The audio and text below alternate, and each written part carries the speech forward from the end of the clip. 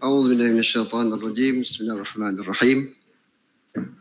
Salam sejahtera. Salam Malaysia Madani, Melakaku Maju Jaya, rakyat bahagia menggamit dunia, JPN Melaka Bitara. Pada pagi Jumaat 25 Ramadan.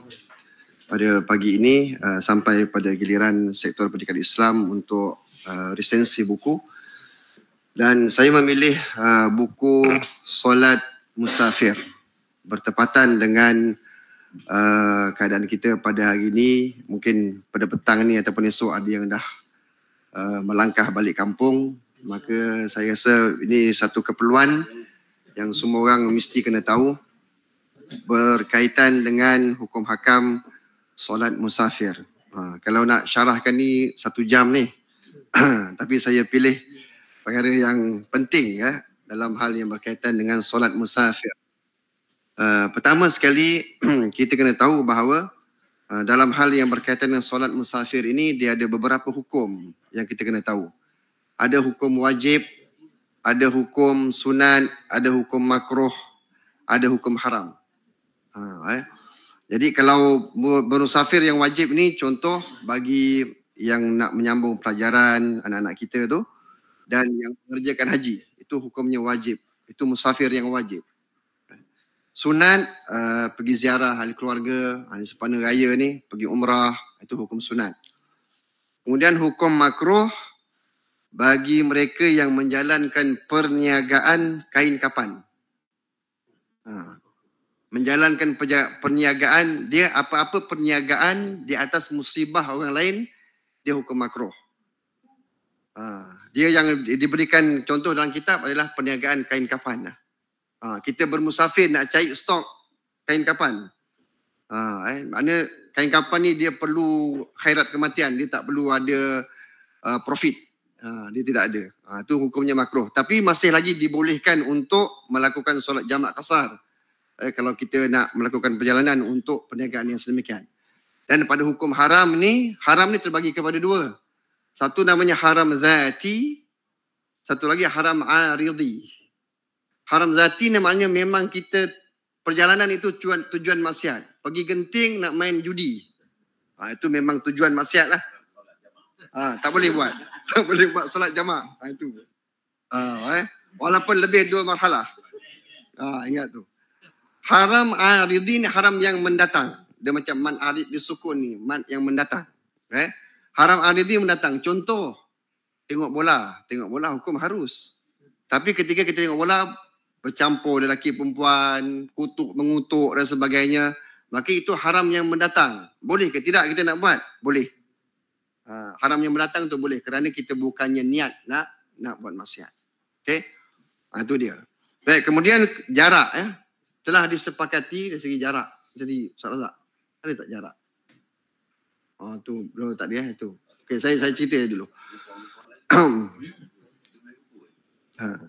Jarak ni telah disepakati fatwa terkini Malaysia 81 km. Dia tak ada lagi 90, ada yang 81, ada 89, 85.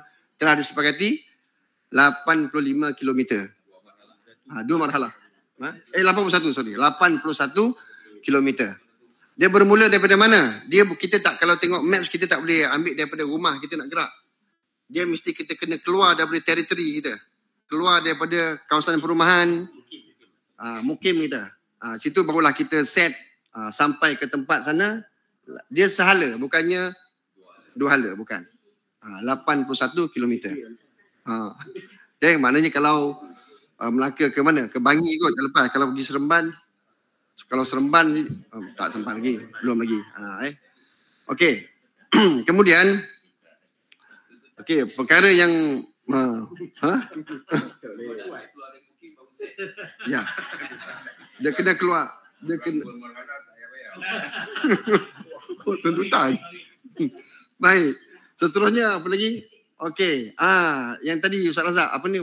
Kena faham makna musafir, muqim dan juga mustautin. Ini penting ni.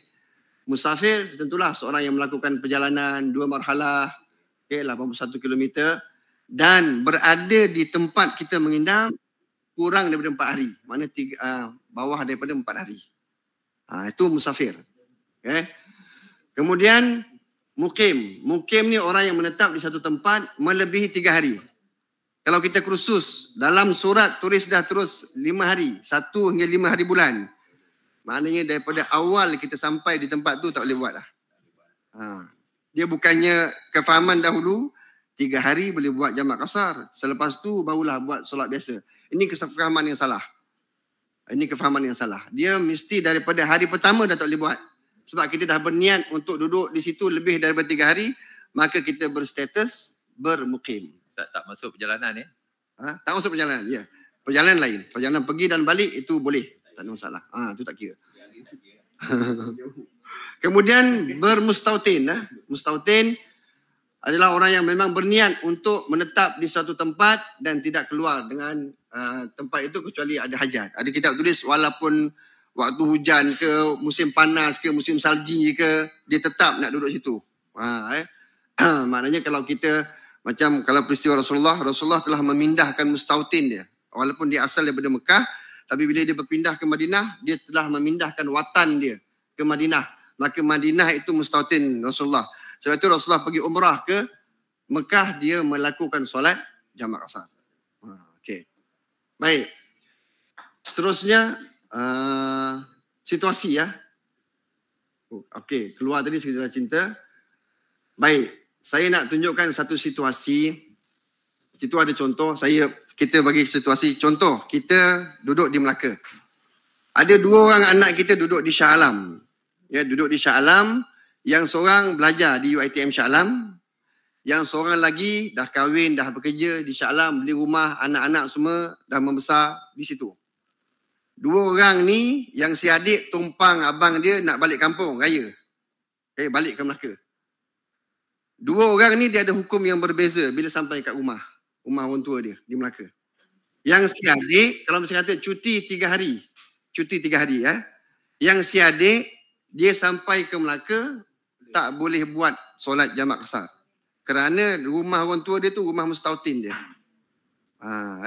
Sementara si abang ni dia dah pindahkan mustautin dia ke Shah Alam.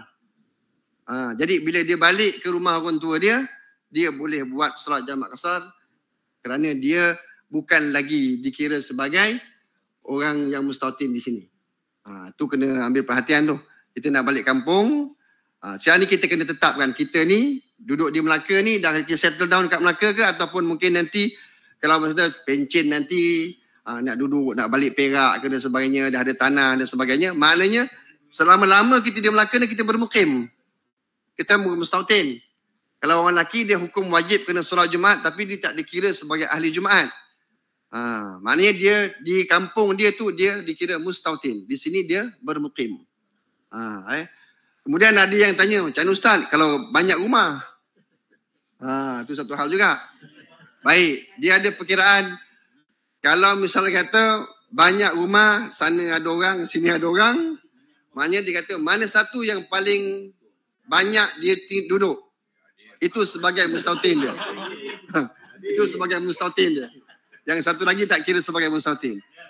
Kalau misal kata dua-dua sama, dua-dua dikira mustautin. Dua-dua dikira tempat mustautin.